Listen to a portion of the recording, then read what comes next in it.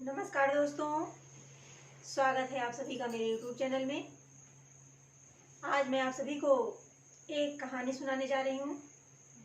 एक समय की बात है, एक राजा थे। उनके 4 बेटे थे। चारों में से 3 बेटे स्वस्थ थे और चौथा जो सबसे छोटा बेटा था वो आधे शरीर का था। उसका एक हाथ नहीं था और एक पैर नहीं था, एक ही हाथ पैर था। राजा बहुत दुखी रहते थे कि इस बेटे को क्या करें, कैसे इसकी शिक्षा दिलाएं। बड़े मुश्किल से उसका लालन पालन किया। जब थोड़ा बड़ा हुआ तो राजा ने सोचा कि अब मैं बूढ़ा हो रहा हूँ, तो चारों में से मैं किस बेटे को अपने राज्य का उत्तराधिकारी बनाऊं, राजगद्दी किसे सौंपूं। ऐसा सोचकर उन्होंने अपने तीनों बेटों को कहा कि मैं आपकी परीक्षा लेना चाहता हूँ। जो सबसे बुद्धिमान होगा मैं उसे ही अपनी गद्दी पर बैठाऊंगा। ऐसा सोचकर तीनों बेटों को कहा कि आप लोग जा करके कहीं नौकरी करो। तीनों बेटे घर से निकल गए और कहीं ना कहीं अपनी नौकरी की तलाश में बाहर गए। ये हुआ कि राजा ने कहा कि 6 महीने आप लोग को बाहर रहना है, देखते हैं आप लोग क्या ग्रहण करते हैं, क्या सीखते हैं। जब तीनों बेटे चले गए, जाने लगे, तो चौथा बेटा जो आधा था, आधे शरीर का, उसने कहा पिताजी मैं भी यात्रा भ्रमण के लिए जाना चाहता हूँ। राजा ने सोचा कि मेरा बेटा आधे शरीर का है, इसे कैसे भेजूं। लेकिन वो जिद पर आ गया कि नहीं पिताजी, मुझे भी यात्रा भ्रमण पे जाना है, मैं भी नौकरी करने जाऊंगा। पिता ने आज्ञा दे दी, राजा ने आज्ञा दे दिया। जब वो जाने लगा तो उसने हाथ जोड़ के प्रार्थना किया कि राजा साहब, मैं आपसे एक प्रार्थना करना चाहता हूँ। बोले हाँ, बस मुझे एक ढोलक दे दीजिए। राजा ने उसे एक ढोलक दे दिया। अब ढोलक पर बैठकर और ढोलक को झनझनाते हुए, ऐसे ही घसीटते हुए उसी पर बैठ गया और आराम से लुढ़क लुढ़क के जाने लगा। जब कुछ दूर गया तो रास्ते में उसे बहुत सारे जुगनू मिले। आप जानते हैं ना, जुगनू रात में जो चमकते हैं, उनके स्टार्स चमकते हैं। 100 जुगनू मिले और उन्होंने कहा, आधे भाई मुझे भी अपने साथ ले चलो, मैं आपकी मदद करूंगा। आधे ने कहा कि आ जाओ। अब सारे जुगनू ढोलक के अंदर छुपके साथ साथ चलने लगे, बैठ गए और आगे गए तो देखा कि बहुत सारे ततैया, 100 ततैया उड़ के आ रही थी।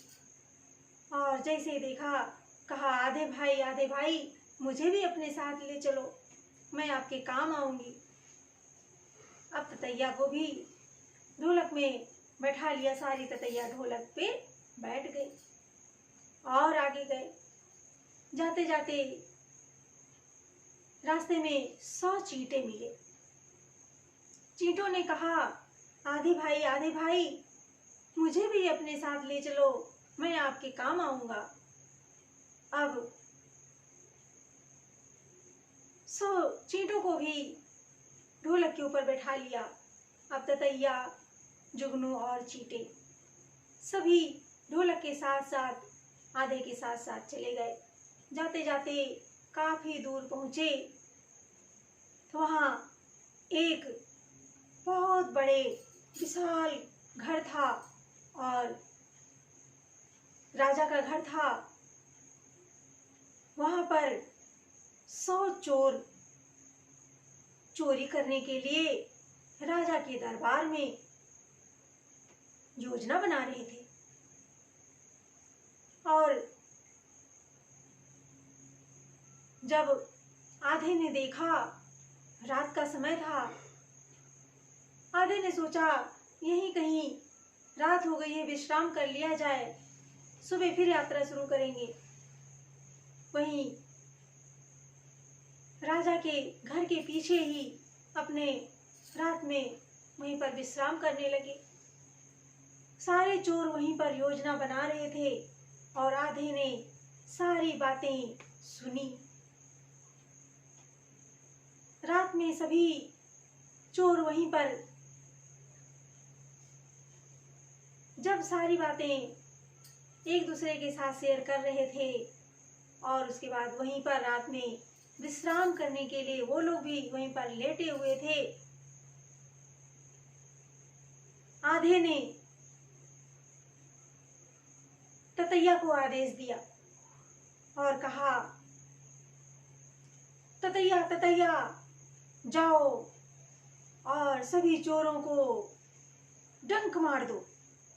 अब ततैया 100 ततैया थी, सारी निकल कर उड़ते हुए गई और सारे चोरों को खूब डसने लगी। चींटों को कह दिया, चींटे चींटे जाओ काट खाओ चोरों को। चींटे गए, चींटे भी खूब काटने लगे सबको। उसके बाद जुगनू को कहा, जुगनू जुगनू जाओ अपनी रोशनी भर दो, चारों तरफ अपनी रोशनी फैला दो। अब जुगनू गए और चारों तरफ रोशनी से अपना राजा के पूरे महल को रोशनी से भर दिया। सारे चोर जितने थे सब अधमरे बेहोश पड़े। राजा सुबह उठे तो देखा कि ये क्या है, ये कौन है। आधे से पूछा, आधे आधे ये सब कौन है, इनको किसने बेहोश किया है। आधे ने सारी बात राजा को बताई। राजा ने कहा कि बेटा, आपने हमारे घर की और हमारे धन की रक्षा की है, इसलिए मैं अपने राज्य का उत्तराधिकारी तुम्हें बनाना चाहता हूँ। अब राजा ने आधे को राजा बना दिया, अपने राजगद्दी पर बैठा दिया और वो तीनों जो थे वो चारों तरफ यात्रा करते गए, नौकरी ढूंढते गए, कहीं कुछ नहीं मिला और सभी राजा के पास वापस चले गए। जब 6 महीने का दिन बीता और सभी तीनों वापस आ गए, आधे नहीं आए तो आधे का पता लगाया राजा ने, तो पता चला कि वो तो दूसरे राज्य में राजा बन गया है। राजा जब उससे मिलने आए तो राजा को बहुत खुशी हुई। राजा ने बहुत शाबाशी दी और बहुत सारा आशीर्वाद दिया। कहा, अरे बेटा, आपने अपनी सूझबूझ से आज इतना बड़ा पद प्राप्त किया है।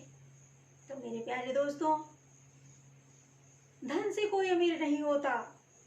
अपनी बुद्धि से, अपने दिमाग से यदि कोई अच्छे रास्ते पर चलना चाहता है, दूसरों की मदद करता है, तो ईश्वर भी उसकी मदद करते हैं और हम तभी सफलता को प्राप्त करते हैं। इसलिए हर कार्य को हमेशा सूझबूझ से करें, विवेक से काम लें, तभी हमें सफलता प्राप्त होती है। तो यहीं पर मैं अपनी वाणी को विराम देना चाहूँगी। सभी को मेरा प्रेम भरा नमस्कार।